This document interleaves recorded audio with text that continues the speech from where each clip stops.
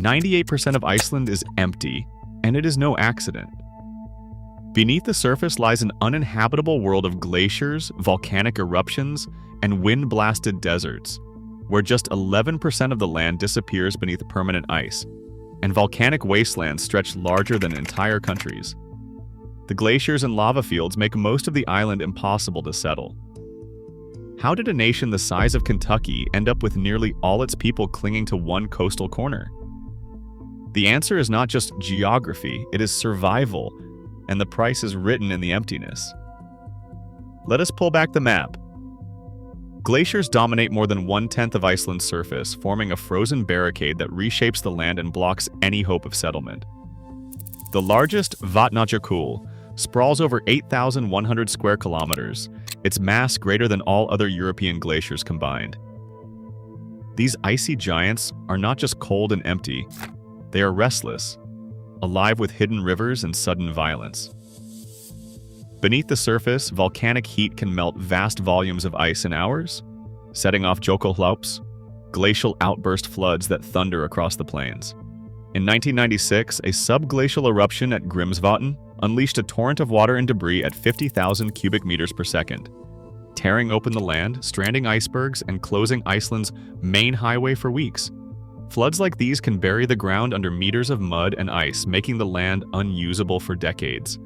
Even today, entire regions remain off-limits, marked by unstable ground and the constant threat of the next flood.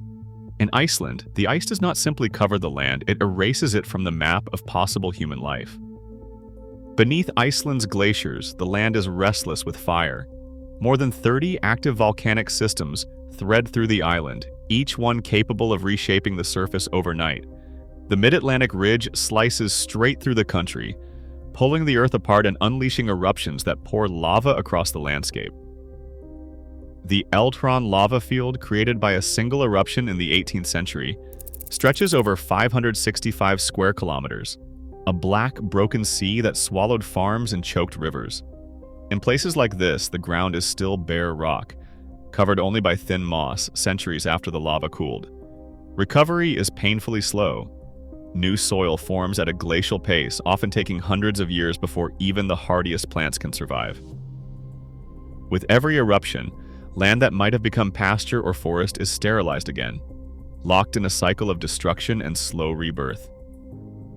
In Iceland, volcanic wastelands are not a memory. They are a living, expanding barrier, cutting off vast regions from any hope of human habitation. Inland from the glaciers and lava fields, Iceland's central highlands stretch for hundreds of kilometers, forming a vast, empty desert of rock and frozen ground. Here, the land rises above 400 meters, exposed to the full force of Arctic air. In winter, temperatures plunge to minus 40 degrees Celsius, cold enough to freeze engine oil and snap metal. Even at the height of summer, frost can strike overnight. Winds howl across the plateau, carrying sand and ice, stripping away any hope of shelter. There are no trees, no permanent rivers, only gravel plains, scattered boulders, and the occasional patch of stubborn moss. Roads into the highlands are closed for 8 to 9 months every year, buried under snow and impassable drifts. For most of the year, the only way across is by specialized vehicles or not at all. The highlands are so inhospitable that even the Vikings, famed for settling remote corners of the North Atlantic, never tried to live here. The heart of Iceland remains a true no man's land, cut off by climate as much as by distance. When Norse settlers first arrived in Iceland around 874 AD, they faced a landscape unlike any they had seen before. The coastline offered green pastures, sheltered bays, and rich fishing grounds, vital lifelines for survival in a new world. Freshwater streams flowed from the hills, and geothermal springs bubbled from the ground, providing warmth even in the heart of winter. But just beyond the reach of these coastal havens, the land changed abruptly. The interior revealed itself as a vast, forbidding expanse of lava, ash, and ice. Early explorers gave it a name, Odadahrán, the Desert of Evil Deeds, a warning etched into the language itself.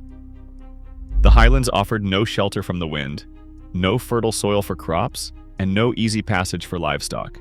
Even the hardiest settlers turned back, choosing instead to cluster along the edges of the island where the sea and land met. This decision, made at the very beginning, set the pattern for all that followed. Iceland's population grew slowly, always hugging the coast, never venturing far into the interior's emptiness. By the 14th century, Iceland's population had grown to around 70,000. Then disaster struck in waves. The Black Death, arriving in 1402, swept through the island with devastating speed. Within 2 years, more than half the population was gone. Entire villages vanished, and the survivors clung to the coast, dependent on what the sea could provide. The blows kept coming. In the early 1700s, smallpox outbreaks killed at least 25,000 more, leaving some regions nearly empty. But the worst catastrophe came in 1783, when the Laki volcano erupted for 8 months, covering fields in ash and poisoning the air. Livestock died in droves, crops failed, and famine took another fifth of the people. By the dawn of the 19th century, Iceland's population had collapsed to around 40,000. These repeated crises made clear that life away from the coast was a gamble few could survive.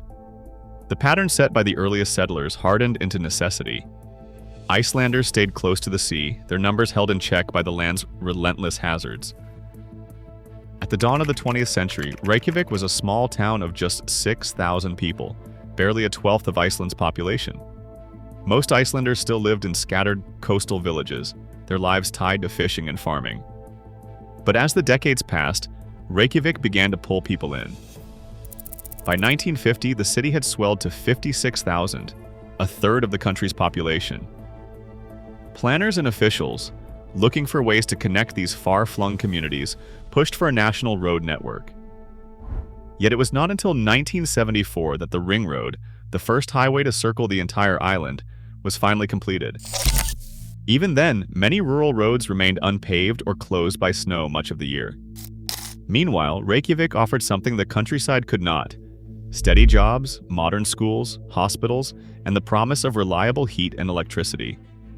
Services clustered in the capital, drawing more families each year.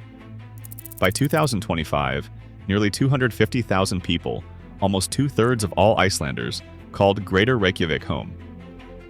The city's growth was not just a matter of numbers. It became the gravitational center of a country where distance, weather, and geography made isolation the rule everywhere else. Only a sliver of Iceland's land can grow crops, just 1.3%. Even in the best years, the growing season lasts barely 4 months. Fields that might support barley or vegetables elsewhere are frozen or barren here, so nearly all food beyond lamb and dairy must be shipped in from overseas. 500,000 sheep, more than the human population, graze on the tough grass that survives the cold. Sheep farming dominates the countryside. Geothermal heat, concentrated in pockets across the island, makes many towns possible. Without hot springs, homes would freeze and pipes would burst. Villages form where warmth rises from the ground, and where it is missing, the land remains empty. When winter storms close roads for weeks at a time, isolation becomes absolute. Supplies run low, and only those prepared can wait out the snow and wind. Mechanization has transformed Iceland's fishing industry from the backbone of rural life into a sector run by a handful of large companies. By 2023, only 4% of the workforce remained in fishing, a dramatic drop from the days when nearly every coastal village depended on the sea. The introduction of the individual transferable quota system in 1984 concentrated fishing rights with the most powerful operators, many headquartered in Reykjavik. Small villages lost their boats and their livelihoods, sending families to the capital in search of work. Meanwhile, tourism exploded. In 2024, over 2 million visitors arrived, 5 times the country's population. Most jobs created are seasonal or clustered around Reykjavik and a few hotspots, driving up housing prices and pushing residents out. Both fishing and tourism now pull people toward the same places, reinforcing the emptiness everywhere else. Iceland's emptiness isn't just a map quirk, it is a living experiment in how nature shapes society. As global cities grow and land scarcity deepens elsewhere, Iceland stands apart, a country defined not by how much land it fills, but by how much it refuses to claim. Thanks for watching.